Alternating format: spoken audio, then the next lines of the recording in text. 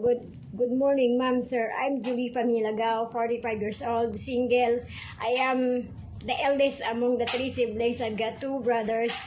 I work in Singapore as domestic helper since December 14, 2007 to May 24, 2011.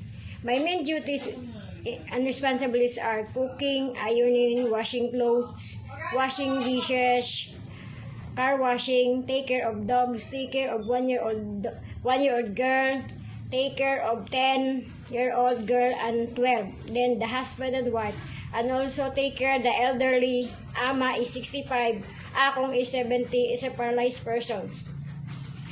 If you hire me, ma'am, I'm hardworking, trustworthy, and responsible.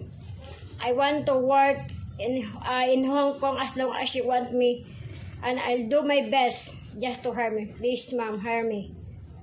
Good day.